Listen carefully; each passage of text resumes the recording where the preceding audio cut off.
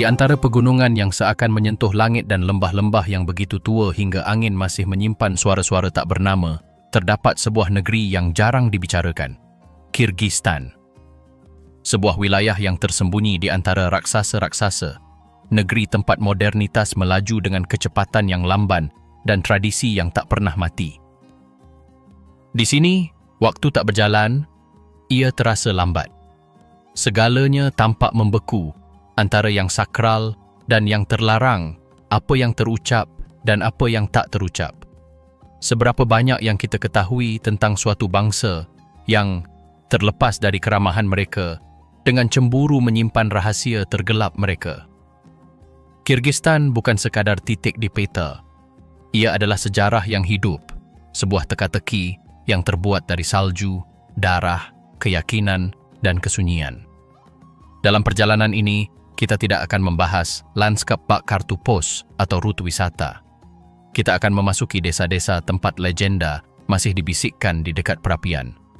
Di pasar-pasar tempat daging kuda dijual sebagai makanan lezat. Di rumah-rumah tempat para perempuan bungkam tentang apa yang tak pernah diakui laki-laki. Di sini, jiwa Kyrgyzstan menampakkan diri tanpa hiasan, ramah, tangguh, kontradiktif, dan intens. Video ini tidak bertujuan untuk mengidealkan atau mengutuk, melainkan untuk mengamati. Video ini menunjukkan bagaimana orang hidup, bagaimana mereka bertahan hidup, dan apa yang tersembunyi di balik setiap senyuman, setiap upacara, setiap gestur sehari-hari.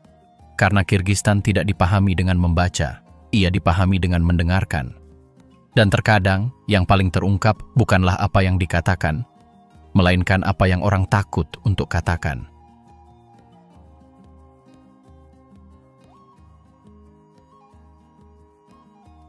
Negeri di antara gunung dan hantu. Sejak awal, Kyrgyzstan mengundang rasa hormat. Pegunungan Tian Shan menjulang bagai dinding batu putih, begitu tinggi seakan menopang langit.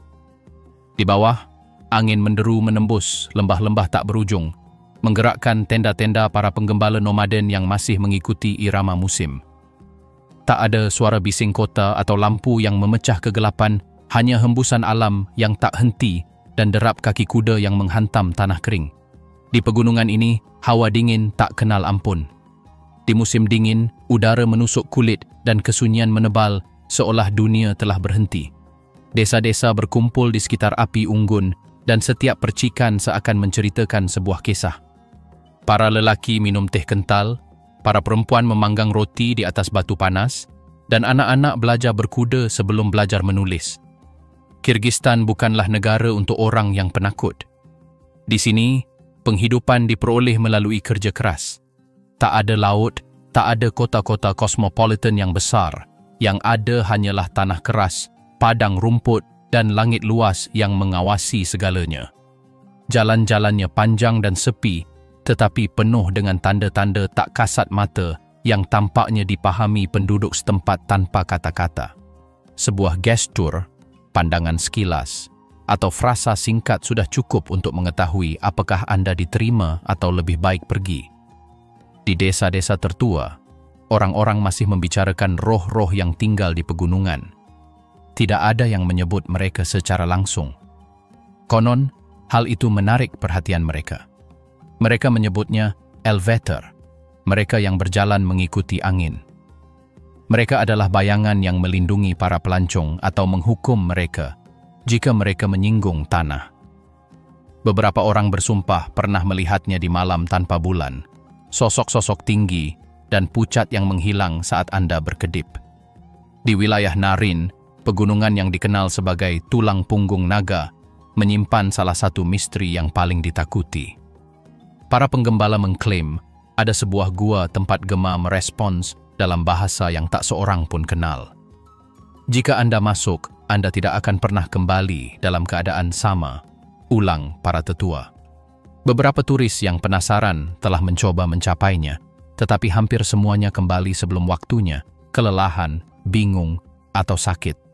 Tidak ada yang bisa menjelaskan alasannya. Penduduk setempat menerimanya sebagai bagian dari takdir mereka.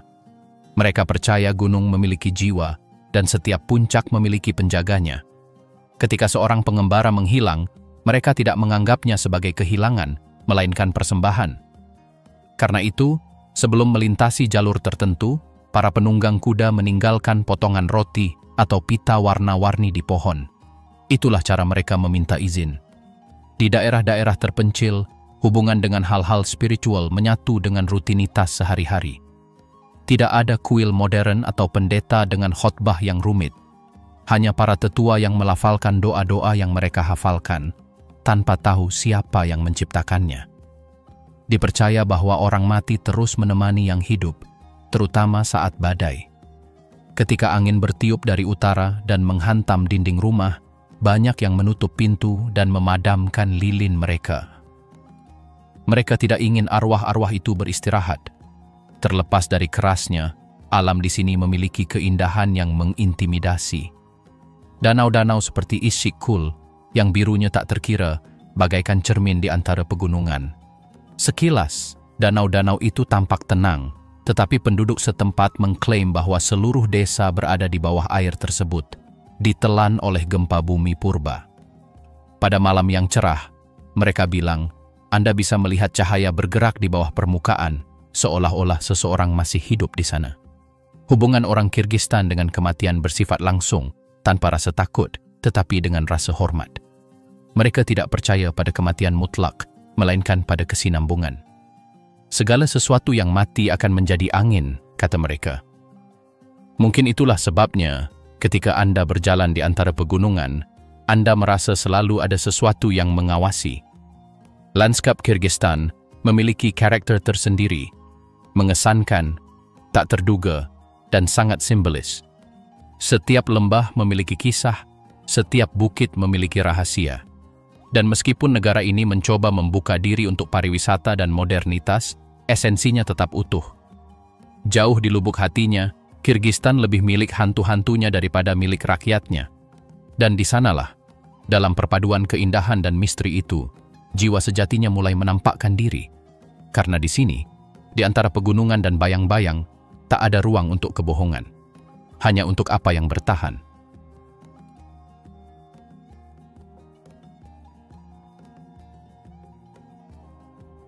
Pernikahan penculikan, sebuah tradisi yang tak kunjung hilang. Setelah menjelajahi lanskap dan desa-desa, seseorang mulai menyadari sesuatu yang mengambang di udara. Sebuah tradisi yang tampaknya berasal dari abad yang lalu, tetapi masih hidup. Di Kyrgyzstan, pernikahan dengan penculikan bukanlah legenda atau lebayan asing. Ini adalah praktik yang, meskipun secara resmi dikutuk, masih terjadi jauh dari kamera dan kota-kota besar. Semuanya berawal hampir secara rutin. Seorang perempuan muda sedang dalam perjalanan pulang atau meninggalkan pasar. Sebuah mobil berhenti tiba-tiba, pintunya terbuka, dan dalam hitungan detik, beberapa pria memaksanya masuk ke dalam mobil. Jeritan mereka hilang dalam deru mesin dan debu jalanan. Dalam beberapa jam, gadis itu sudah berada di rumah lain, dikelilingi oleh perempuan-perempuan tua yang menutupi kepalanya dengan selendang putih. Isyarat itu, di banyak desa, hanya berarti satu hal, ia telah menikah. Mereka menyebutnya ala kacu, ambil dan lari. Secara resmi, itu adalah kejahatan, tetapi dalam praktiknya, itu tetap menjadi ritual yang disamarkan sebagai tradisi. Ada yang mengatakan, mereka melakukannya karena cinta, yang lain mengatakan itu adat leluhur. Dalam banyak kasus, bahkan tidak ada hubungan sebelumnya di antara kedua anak muda tersebut. Sebuah keluarga hanya memutuskan bahwa seorang gadis cocok untuk putra mereka, dan sisanya dijalankan seperti naskah yang sudah dihafal.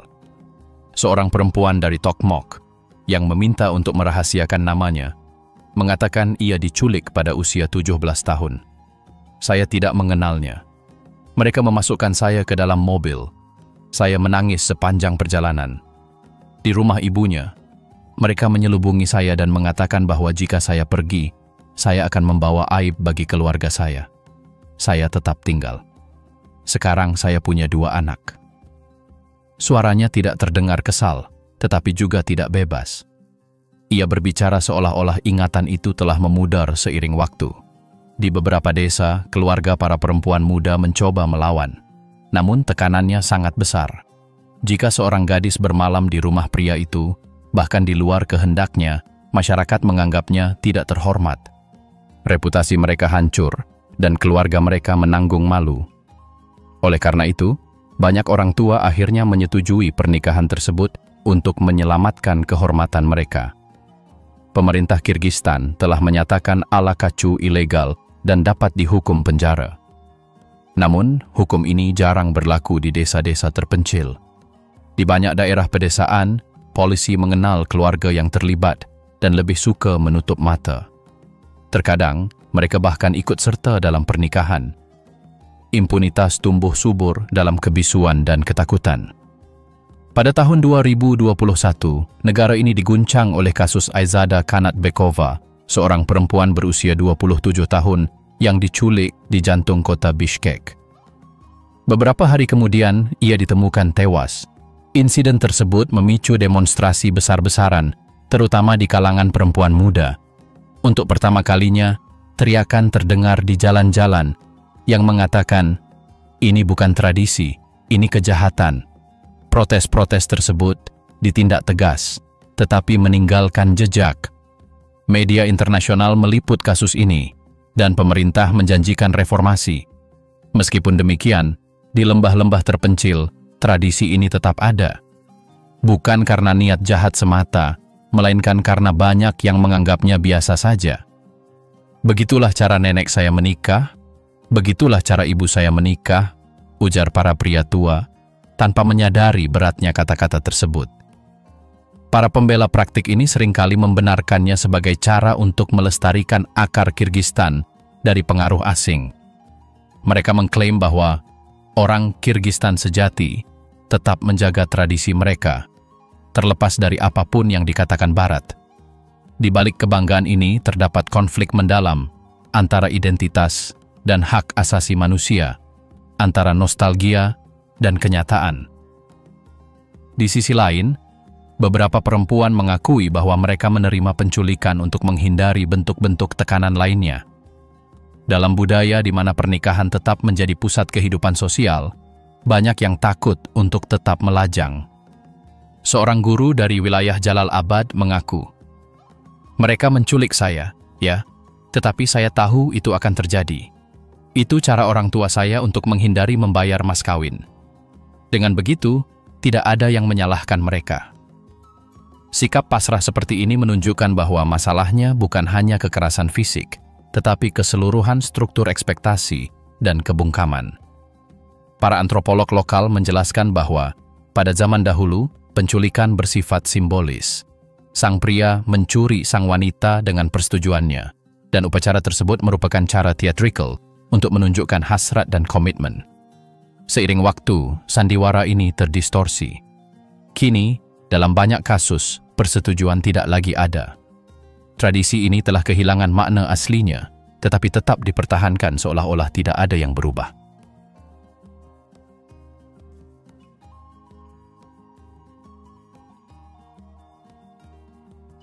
Bishkek, ibu kota yang tak seindah kelihatannya. Setelah mendengar cerita tentang kawin paksa, tiba di Bishkek terasa seperti memasuki negara lain. Pegunungan masih terlihat di latar belakang, tetapi di sini udaranya terasa berbeda. Debu pedesaan berganti dengan asap knalpot mobil, jalanan tanah berganti dengan jalan lebar, dan deru kuda berganti dengan mobil-mobil Jerman yang menerobos lampu lalu lintas yang jarang diperhatikan. Sekilas, ibu kota ini tampak modern, ramai dengan aktivitas. Namun, jika diamati lebih dekat, cukuplah untuk memahami bahwa di Kirgistan tak ada yang sejelas kelihatannya. Jantung kota ini diselimuti arsitektur warisan masa lalu Soviet. Blok-blok beton abu-abu dengan balkon yang menjuntai di ambang kehancuran, berdampingan dengan bangunan kaca baru dan lampu LED. Kontras terlihat jelas di mana-mana. Sebuah toko mewah di sebelah pasar sayur, sebuah mobil sport yang melintas di depan patung Lenin, sebuah bank asing di depan gedung publik yang dindingnya masih memajang potret para mantan pemimpin komunis. Pada siang hari, kota ini tampak tenang, meskipun hiruk-pikuknya tak pernah sepenuhnya berhenti. Anak-anak muda memenuhi kafe, karyawan keluar dari kantor yang dipenuhi birokrasi, dan pedagang buah mengulang-ulang keluhan yang sama yang telah mereka dengar selama puluhan tahun. Namun, yang mencolok adalah perpaduan tatapan mata. Di Bishkek, ada mata yang mengawasi tanpa berkedip. Orang-orang tahu kapan harus bicara dan kapan harus diam. Tak seorang pun mengatakannya dengan lantang, tetapi semua orang mengerti bahwa ada isu-isu yang tak dibahas, setidaknya tidak di depan umum. Kendali politik tak terlihat dari keberadaan tentara di jalanan, melainkan dari detail-detail kecil. Kamera baru di tiang lampu, pesan teks otomatis, ketika rapat diatur tanpa izin, panggilan misterius yang terputus begitu seseorang menjawab. Orang Kyrgyzstan bercanda bahwa kota lebih mendengarkan daripada seorang teman. Pengawasan tak selalu terlihat, tetapi semua orang merasakannya. Meskipun demikian, Bishkek memiliki ritmenya sendiri. Di malam hari, taman-taman dipenuhi keluarga dan pasangan muda. Di alun-alun Alatu, anak-anak berlarian di antara air mancur dan orang tua menonton dari bangku-bangku. Sementara di belakang mereka sebuah bendera merah besar berkibar. Saat malam tiba, lampu-lampu mengubah wajah ibu kota. Bar dan klub menyala dan versi lain negara itu muncul. Versi mereka yang ingin melupakan aturan, hierarki, dan kamera selama beberapa jam. Di klub-klub pusat kota, para pengusaha, pejabat dan anak muda berbaur, menghabiskan apa yang tidak mereka miliki. Vodka mengalir deras, dan lagu-lagu Rusia bercampur dengan reggaeton, seolah tak seorang pun ingin mengingat asal mereka. Di tempat-tempat ini, percakapan menjadi lebih jujur. Mereka membicarakan uang, politik, dan perjalanan yang mustahil. Tak seorang pun mengeluarkan ponsel, tak seorang pun merekam apapun. Apa yang terjadi pada malam-malam itu mengambang di antara asap dan lampu merah. Kesenjangan antara si kaya dan si miskin terasa di setiap sudut. Anak-anak dari keluarga kaya belajar di sekolah swasta dengan guru asing. Banyak dari mereka menghabiskan liburan di Dubai atau Istanbul. Sementara itu, di jalan-jalan yang sama tempat mobil-mobil mewah berlalu lalang, para lansia berjualan biji-bijian atau rokok lepas untuk bertahan hidup. Kemajuan, seperti kata sebagian orang, tampaknya hanya diperuntukkan bagi mereka yang tahu cara mengendalikan diri dengan benar. Korupsi di Bishkek memiliki gaya yang elegan. Tidak ada suap dalam amplop atau pertemuan rahasia di ruang bawah tanah. Semuanya terjadi di restoran-restoran mahal, dengan senyum sopan dan segelas anggur impor. Kontrak-kontrak terbesar di negara ini, terutama yang berkaitan dengan energi, berulang kali berakhir di tangan keluarga yang sama. Di tengah semua gemerlap buatan ini, masyarakat biasa berusaha mempertahankan kehidupan sehari-hari mereka. Di pasar-pasar seperti Osh Bazar, kehidupan berdenyut berbeda. Di sana, Anda dapat menghirup Bishkek yang sesungguhnya, aroma roti yang baru dipanggang, teriakan para pedagang, tangan-tangan tua yang menimbang buah, para lansia yang menawarkan jimat untuk menangkal nasib buruk. Dalam kekacauan warna dan suara ini, Anda dapat melihat bagian dari negara yang tidak berpura-pura. Di malam hari, rumor menyebar lebih cepat daripada berita. Ada pembicaraan tentang pengusaha yang menghilang, politisi yang melarikan diri sebelum tuntutan diajukan terhadap mereka, jurnalis yang berganti pekerjaan dalam semalam. Di bar-bar paling rahasia, ada yang bilang ada agen yang menyusup, yang lain mengklaim pemerintah memantau bahkan platform media sosial terkecil sekalipun. Tak ada yang punya bukti, tapi semua orang takut. Meski begitu, kota tetap beroperasi. Setiap pagi, bus-bus penuh pekerja berlalu lalang di jalanan, mahasiswa berjalan kaki ke universitas, dan pedagang membuka kios mereka seolah tak terjadi apa-apa. Di Bishkek, rutinitas adalah bentuk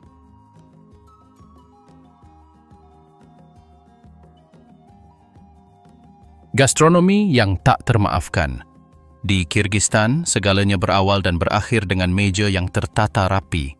Setelah menyusuri jalanan Bishkek dan menyaksikan pesonanya yang menipu, orang mungkin berpikir negara ini makmur berkat penampilan.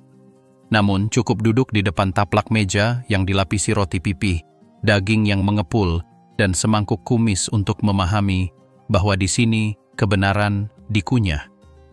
Di desa-desa di utara dan selatan, makanan tidak disajikan, melainkan dipaksakan. Mustahil untuk berkata tidak tanpa rasa tidak hormat.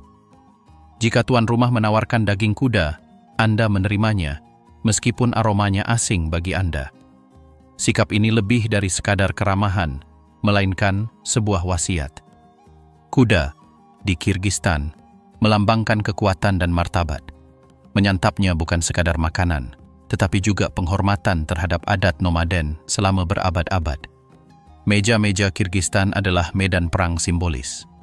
Urutan piring-piring diletakkan, siapa yang memotong daging, dan bagaimana daging didistribusikan jauh lebih bermakna daripada yang terlihat. Kepala suku biasanya duduk di tengah, dikelilingi oleh para pria yang lebih tua. Mereka memimpin upacara Beshbarmak, hidangan nasional. Hidangan ini terdiri dari potongan daging rebus yang disajikan di atas alas pasta, dimakan dengan tangan, karena itulah namanya, yang berarti 5 jari. Selagi hidangan ini dibagikan, para tamu minum segelas kecil vodka atau kumis, susu kuda betina yang difermentasi. Rasa asam dan aromanya yang kuat membuat banyak orang asing tak mampu menghabiskan lebih dari tegukan pertama. Namun, bagi orang Kyrgyzstan, menolak meminumnya hampir dianggap sebagai pelanggaran. Meminum kumis berarti berpartisipasi dalam sesuatu yang lebih tua dari negara itu sendiri. Sebuah kebiasaan yang diwarisi dari klan nomaden yang melintasi stepa jauh sebelum perbatasan ada. Alkohol juga memiliki ritualnya sendiri. Bersulang bukanlah tindakan biasa. Setiap tegukan disertai dengan kata-kata yang seringkali dimulai dengan harapan untuk kesehatan, tetapi diakhiri dengan pesan yang lebih mendalam. Beberapa berbicara tentang kehormatan keluarga, yang lain tentang kenangan leluhur. Ketika tuan rumah mengangkat gelasnya, tak seorang pun boleh melakukannya sebelum dia. Keheningan sebelum bersulang pertama terasa begitu sakral, dan begitu vodka menyentuh bibir, percakapan berganti nada. Saat itulah tawa bercampur dengan pengakuan. Para pria semakin keras, para wanita mundur sedikit, dan cerita-cerita mulai terlontar, seolah-olah alkohol telah mengawetkan mereka selama bertahun-tahun. Anekdot-anekdot diceritakan tentang perang, cinta terlarang, dan anak-anak yang beremigrasi dan tak pernah kembali. Pada malam-malam inilah seseorang menyadari bahwa di Kyrgyzstan, kelebihan bukanlah sifat buruk melainkan bahasa. Makan dan minum banyak menunjukkan rasa hormat, rasa syukur, dan kekuatan. Di jamuan makan di pedesaan, daging kuda hampir menjadi piala, tetapi di ibu kota, kaum muda mulai menggantinya dengan ayam atau domba. Restoran-restoran modern menawarkan versi ringan dari beshbarmak atau hamburger ala barat, meskipun hanya sedikit yang mengaku lebih menyukainya daripada masakan kakek nenek mereka. Jauh di lubuk hati, semua orang tahu bahwa cita rasa Kyrgyzstan yang sesungguhnya tidak ditemukan di restoran-restoran trendy, melainkan di rumah-rumah di mana para nenek masih memasak di atas api kayu. Salah satu hidangan yang paling dihormati adalah kazi, sejenis sosis yang terbuat dari daging dan lemak kuda, yang digulung dengan hati-hati di dalam ususnya sendiri. Persiapannya bisa memakan waktu berhari-hari, dan hanya disajikan pada acara-acara khusus, pernikahan, kelahiran, atau tamu penting. Orang asing seringkali terkejut dengan tekstur dan rasanya yang kuat, tetapi bagi penduduk setempat, kazi merupakan simbol kemakmuran. Menolaknya hampir seperti menolak restu tuan rumah. Roti, pada sisi lain, memiliki aturannya sendiri. Tidak seorang pun diperbolehkan meletakkannya terbalik atau meninggalkannya di lantai. Orang Kyrgyzstan biasanya melihat roti dicium sebelum dipecahkan, sebuah tradisi yang mencerminkan rasa hormat terhadap kehidupan itu sendiri. Di setiap meja, setidaknya ada 3 jenis. Lepeshka yang bundar, nan yang pipih, dan versi yang lebih tebal yang dipanggang untuk upacara keagamaan. Namun, gastronomi tidak terbatas pada yang terlihat. Di balik setiap hidangan terdapat bobot budaya hierarki yang tak tertulis. Dalam pertemuan keluarga, perempuan memasak dan menyajikan, sementara laki-laki minum dan berbincang. Beberapa perempuan muda, terutama di kota-kota, mulai mendobrak dinamika itu, tetapi di desa-desa, seorang istri masih dianggap tidak terhormat duduk di hadapan ayah mertuanya. Musim dingin yang panjang dan tak kenal ampun membentuk cara makan orang. Perbekalan disimpan sejak musim gugur, dan selama berbulan-bulan keluarga hidup dengan daging kering, roti basi, dan selai.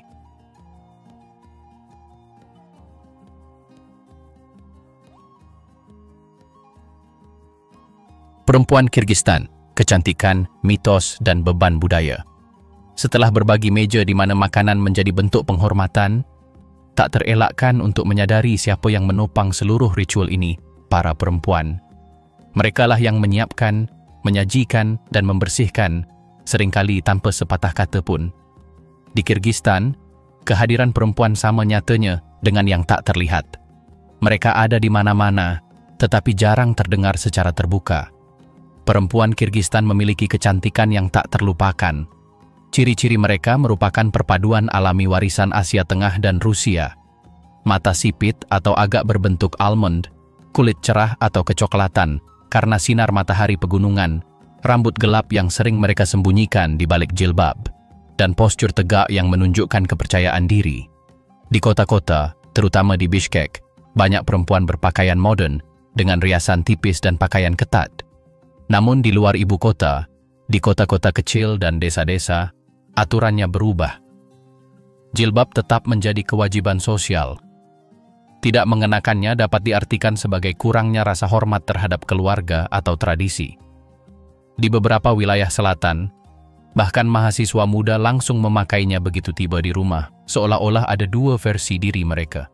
Satu bebas dan satu yang tidak boleh menyinggung.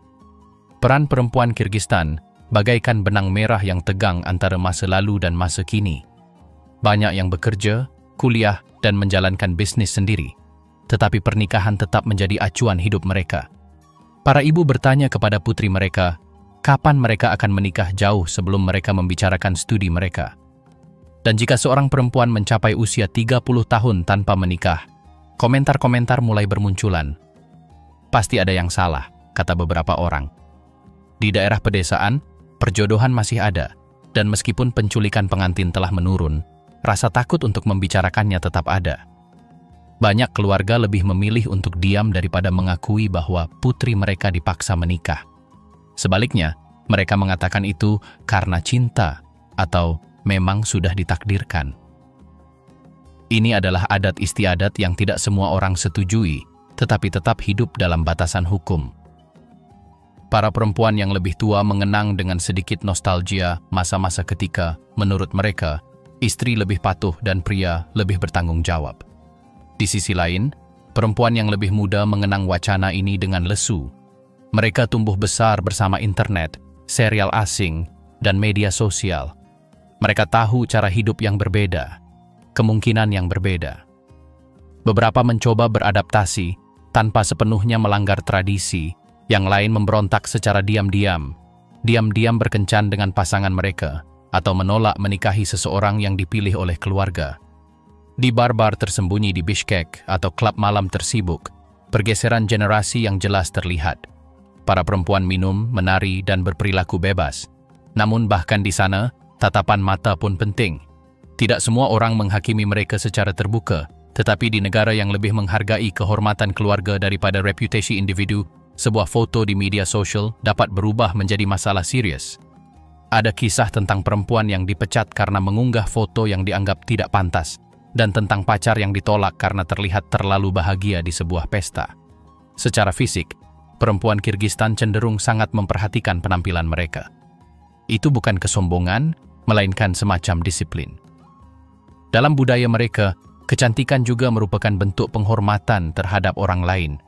Mereka merias wajah dengan bijaksana, menata rambut dengan cermat, dan berpakaian dengan keanggunan yang wajar, menghindari apapun yang mungkin dianggap provokatif. Namun, secara pribadi, aturannya berubah.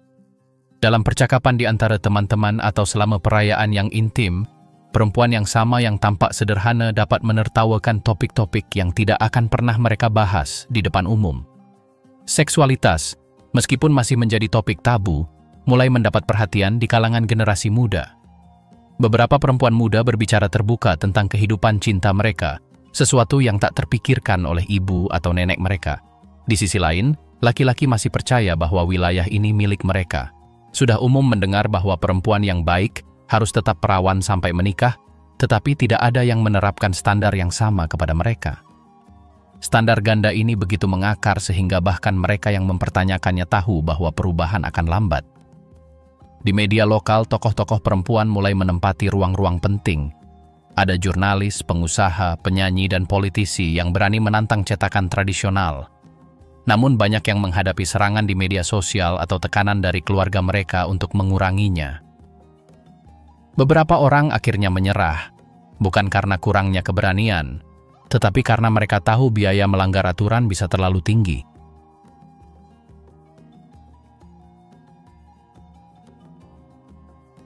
Ritual, mantra, dan kekuatan yang tak terlihat. Keheningan malam-malam komunitas tak pernah tuntas. Setelah episode-episode paling menegangkan, seperti ketika seseorang diusir atau dihukum, ritual pun dimulai. Para tetua akan berkumpul di tempat terbuka tertua, di balik sungai, dan di sana mereka akan menyalakan api unggun dengan ramuan-ramuan yang aromanya tak terlupakan. Campuran dupa, daging, dan tanah basah. Beberapa mengatakan api berubah warna, bahwa doa-doa dapat terdengar dalam bahasa-bahasa yang tak seorang pun pahami.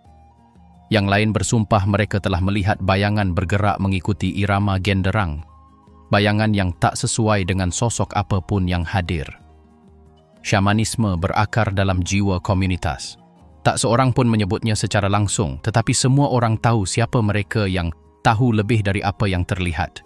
Misalnya, kita ingat sebuah kisah tentang seorang perempuan bernama Ismara yang dicari semua orang ketika rasa takut atau penyakit menjadi terlalu kuat.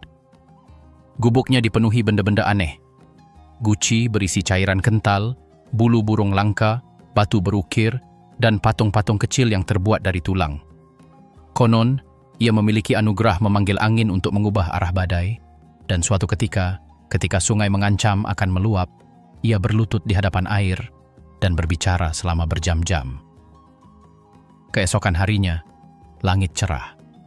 Namun, kekuatan yang diwakilinya juga menimbulkan rasa takut. Para pemimpin agama menoleransinya karena mereka tahu orang-orang membutuhkannya, meskipun mereka diam-diam menuduhnya sesat. Konon, pada malam hari, ketika lilin-lilin kuil padam, beberapa pemimpin yang sama akan datang ke Ismara untuk meminta bantuan yang mustahil, memulihkan kesehatan anak yang sekarat, memulangkan istri yang melarikan diri, atau memastikan hewan-hewan melahirkan dengan selamat. Ia tidak bertanya mengapa mereka mencarinya. Ia hanya meminta imbalan, bukan uang, melainkan persembahan, tanda dari orang yang ingin ia lindungi. Seikat rambut, sepotong kain berlumuran darah. Ritual tertua adalah yang paling ditakuti. Salah satunya dilakukan secara berkala, ketika ternak jatuh sakit tanpa alasan yang jelas, atau ketika desa dilanda kekeringan. Upacara ini dilakukan secara rahasia pada tengah malam dan menurut beberapa tetua, termasuk pengorbanan seekor hewan. Tak seorang pun secara terbuka mengonfirmasi hal ini, tetapi keesokan paginya, beberapa sisa-sisa yang ditutupi daun palem dan bekas-bekas abu selalu ditemukan di tepi sungai. Para tetua mengatakan bahwa itu adalah cara untuk mengembalikan ke bumi apa yang telah diambil manusia tanpa izin. Ada juga ritual cinta yang dilakukan karena dendam atau putus asa. Para perempuan yang telah dikhianati datang kepada para dukun untuk mendapatkan kembali suami mereka, dan apa yang dimulai dengan ramuan herbal berakhir dengan sesuatu yang lebih kelam. Salah satu dari mereka, bernama Elda, mengaku bertahun-tahun kemudian bahwa ia telah mengubur sebuah patung yang terbuat dari tanah liat, air liur, dan darah ayam di bawah tempat tidurnya, karena seseorang telah mengatakan kepadanya bahwa pria yang meninggalkannya akan memimpikannya sampai ia menjadi gila. Kenyataannya, pria itu meninggalkan desa tak lama kemudian, dan Elda tidak pernah tidur nyenyak lagi. Tidak semua kekuatan dipanggil dengan api atau pisau. Di banyak rumah, benda-benda terlarang disimpan. Batu-batu hitam kecil yang, menurut para perempuan tua, berfungsi untuk mengusir roh jahat. Kendi berisi air kuburan. Potongan-potongan kain diberkati lalu dikutuk oleh tangan yang salah. Pengunjung yang datang dari luar tidak mengerti mengapa orang-orang menggantung cermin di depan pintu mereka atau meninggalkan potongan roti di bawah tempat tidur mereka. Mereka mengatakan itu adalah adat istiadat sederhana, tetapi di balik setiap gerakan terdapat ketakutan kuno, sebuah kepercayaan yang tak pernah pudar sepenuhnya. Selama musim hujan, ketika guntur membelah langit, doa kepada angin menjadi hal yang umum. Anggota keluarga tertua akan keluar membawa ranting-ranting inggu dan membuat lingkaran di udara sambil menggumamkan kalimat-kalimat yang tak seorang pun mengerti. Konon, angin memiliki roh yang dapat menghukum atau melindungi. Dan jika ada yang menyinggungnya dengan kata-kata atau gerakan, rumah mereka akan menjadi yang pertama disambar petir. Suatu ketika, seorang wanita yang mengolok-olok takhayul ini ditemukan pingsan di halaman rumahnya setelah badai. Ia tidak mengalami luka yang terlihat, tetapi ia tidak pernah berbicara lagi. Namun, anak-anak muda mulai menantang kepercayaan ini. Beberapa melakukannya karena penasaran, yang lain karena bosan.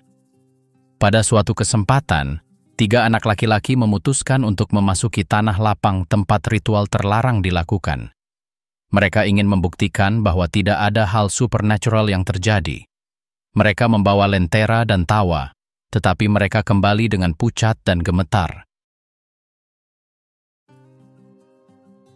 Negeri yang memata-matai anak-anaknya sendiri. Asap ritual masih menyelimuti masyarakat ketika rumor mulai berdatangan. Tak lagi hanya sihir atau kutukan yang dibicarakan, melainkan sesuatu yang lebih besar, lebih terencana, sesuatu yang tak ada hubungannya dengan roh atau kekuatan tak kasat mata. Ada yang mengatakan bahwa kekuasaan sejati bukan terletak pada kuil atau dukun, melainkan di tangan pemerintah. Di kedai-kedai, terdengar bisikan bahwa negeri itu mulai memata-matai anak-anaknya sendiri. Semuanya berawal secara halus. Antena baru di bukit, kamera di jalanan, pria-pria berseragam berpatroli di malam hari dengan senter yang tak pernah mengarah ke tanah. Panggilan telepon mulai terputus tanpa alasan, dan beberapa mengaku pesan mereka menghilang sebelum sempat dibaca. Di kota-kota perbatasan, para tetangga memperhatikan wajah-wajah yang berulang di antara kerumunan, pria-pria dengan potongan rambut yang sama, cara pandang yang sama, seolah-olah mereka adalah tiruan satu sama lain. Tak seorang pun mengatakannya secara terbuka, tetapi semua orang tahu mereka bukan warga biasa. Para jurnalis adalah yang pertama merasakan beratnya pengawasan ini. Salah satu dari mereka, bernama Rivas, menerbitkan laporan tentang tanah yang dirampas di dekat sungai dan tambang yang baru dibuka oleh perusahaan asing yang tidak disebutkan namanya. Beberapa hari kemudian, rumahnya digerebek. Tidak ada yang diambil, hanya dokumen. Pintu dibiarkan terbuka dan lampu menyala. Seseorang ingin mengirim pesan yang jelas. Kami mengawasinya. 2 minggu kemudian, Rivas menghilang. Istrinya melaporkan kejadian tersebut, tetapi polisi menjawab bahwa tidak ada catatan kepergiannya dari negara itu atau bukti kejahatan. Namanya tidak pernah disebut lagi di berita. Beberapa orang yang berani mengikuti jejaknya melaporkan bahwa di balik operasi ini, terdapat perjanjian yang ditandatangani dengan kekuatan tetangga. Peralatan pengawasan, satelit, perangkat lunak pelacakan, semuanya konon dimaksudkan untuk melindungi kedaulatan nasional. Kenyataannya, data tersebut bocor ke luar negeri. Laporan internal menyebutkan tentang warga negara yang diklasifikasikan dalam daftar berdasarkan perilaku, jaringan sosial, atau pendapat mereka. Yang paling kritis ditandai dengan kode tak terlihat, dan sejak saat itu, hidup mereka menjadi labirin gangguan. Di sebuah komunitas di utara, penduduk desa menemukan bahwa menara telekomunikasi baru tidak hanya memancarkan sinyal tetapi juga merekam percakapan. Seorang teknisi muda yang pernah bekerja di salah satu perusahaan subkontrak membocorkan informasi tersebut sebelum menghilang. Ia mengatakan bahwa menara-menara tersebut memiliki alat penyadap yang dipasang oleh kontraktor asing, dan banyak dari rekaman ini dikirim ke pangkalan di negara lain. Tidak pernah diketahui pangkalan mana. Satu-satunya yang tersisa hanyalah fragmen audio yang beredar diam-diam di mana suara logam berkata, "Target teridentifikasi. Jangan campur tangan untuk saat ini." Paranoia menyebar. Keluarga-keluarga mulai menutupi mikrofon telepon mereka dengan selotip, dan televisi diputus karena takut orang lain juga akan mendengarkan. Di kantor-kantor tidak ada yang mempercayai siapapun. Pertemuan politik diadakan di ruang tanpa jendela, dengan ponsel dimatikan dan disimpan dalam kotak logam. Meski begitu, informasi selalu sampai ke tempat yang salah. Ada kasus-kasus yang lebih gelap. Di wilayah selatan, 3 mahasiswa menghilang setelah berpartisipasi dalam pawai. Salah satu dari mereka, sebelum kehilangan kontak, mengirim pesan suara kepada ibunya. Mereka mengikuti kita. Jangan percaya siapapun. Pihak berwenang mengatakan mereka melintasi perbatasan, tetapi catatan imigrasi tidak menunjukkan apapun. Beberapa bulan kemudian, seorang perempuan yang membersihkan kantor-kantor di gedung pemerintahan mengatakan ia melihat foto-foto mereka di dalam map berstempel keamanan dalam negeri. Tidak seorang pun melihatnya lagi setelah pernyataan itu. Perjanjian dengan negara lain masih setengah rahasia. Pada malam tanpa bulan, helikopter tak bertanda melintasi langit menuju pegunungan timur. Ada pangkalan-pangkalan yang tidak muncul di peta resmi dan jalan-jalan ditutup untuk pemeliharaan. Para pengemudi truk yang berani melewati daerah-daerah ini bercerita tentang tentara tanpa bendera, aksen yang tidak khas daerah setempat, dan peralatan yang tampak lebih canggih dari biasanya. Dikabarkan bahwa server yang berisi informasi jutaan orang tersimpan di sana. Beberapa orang mengatakan arwah para leluhur menjadi marah karena manusia kini saling memata-matai. Teknologi itu telah menggantikan dukun, tetapi hasilnya tetap sama, ketakutan. Para tetua berbisik bahwa kejahatan sejati tidak lagi mengintai di balik bayang-bayang hutan, melainkan di balik layar yang bersinar. Kirgistan, tempat berpadunya yang sakral dan terlarang. Kamera-kamera yang memata-matai negeri itu masih menyala ketika gema bab terakhir mulai memudar. Kirgistan masih di sana, terbungkus udara pekat yang memadukan yang kuno dengan yang tak terpahami. Pegunungan seakan mengamati segalanya, seolah tahu bahwa di bawah bumi itu tersimpan begitu banyak kisah yang tak berujung. Orang-orang berjalan, bekerja, berdoa, mencintai, dan tetap diam. Namun sesuatu di udara terus bergetar, energi yang tak sepenuhnya manusiawi, juga tak sepenuhnya ilahi. Di sini, yang sakral dan yang terlarang hidup berdampingan tanpa batas. Dalam sehari, Anda bisa melihat seorang perempuan tua menyalakan dupa di depan batu yang ia anggap sebagai roh. Dan beberapa jalan jauhnya, anak-anak muda bersulang di bar sambil menggumamkan takhayul untuk menangkal nasib buruk. Di desa-desa, anak-anak tumbuh besar dengan mendengarkan cerita tentang setan yang hidup di danau dan tentang dewa-dewa yang menghukum dengan kekerasan yang sama seperti yang mereka lindungi. Dan meskipun tak seorang pun dapat membuktikannya, setiap orang memiliki kisah yang tampaknya mustahil, tetapi mereka menceritakannya dengan keyakinan seseorang yang telah melihatnya dengan mata kepala sendiri. Di desa-desa tertua, persembahan masih diberikan kepada leluhur di tengah kesunyian malam. Itu tidak dianggap agama atau sihir, melainkan bagian dari kehidupan. Ada yang mengorbankan hewan untuk berdoa memohon panen yang baik. Yang lain mengubur boneka kain di pegunungan untuk menangkal malapetaka. Segala sesuatu memiliki makna, meskipun terkadang tak seorang pun menjelaskannya. Mereka yang datang dari luar mencoba memahaminya, tetapi akhirnya bingung. Karena di Kirgistan, aturan tidak dinyatakan, aturannya dirasakan. Dan sementara itu, pegunungan terus mengawasi. Saksi ritual, cinta yang tersembunyi, perjanjian politik yang tersegel dalam kegelapan. Ada tempat-tempat di mana kompas tidak berfungsi dengan baik, dan penduduk setempat memperingatkan agar tidak melihat langit setelah gelap. Mereka mengatakan ada cahaya yang bukan bintang, dan bayangan yang berjalan tanpa pemilik. Beberapa mengaitkan ini dengan takhayul, yang lain memilih untuk tidak berbicara. Pada akhirnya, Kirgistan tak dijelaskan, melainkan dirasakan. Negeri ini terombang-ambing antara keyakinan dan kecurigaan, antara kebenaran dan mitos. Rakyatnya hidup tanpa mencari jawaban, menerima bahwa yang tak kasat mata adalah bagian dari eksistensi mereka. Dan mungkin itulah mengapa ia tetap begitu sulit dipahami. Karena sementara seluruh dunia berusaha memisahkan yang sakral dari yang terlarang, di sini keduanya adalah satu dan sama. Saat matahari terbenam di balik pegunungan dan angin bertiup dari utara, seluruh negeri seakan berhenti sejenak. Seolah-olah seseorang atau sesuatu ikut bernapas bersamanya. Dan dalam keheningan yang mendalam itu, Seseorang memahami apa yang tak terlukiskan oleh kata-kata. Kyrgyzstan bukan milik masa lalu maupun masa depan. Ia milik misteri. Sebuah misteri yang tak terlihat. Ia harus dirasakan.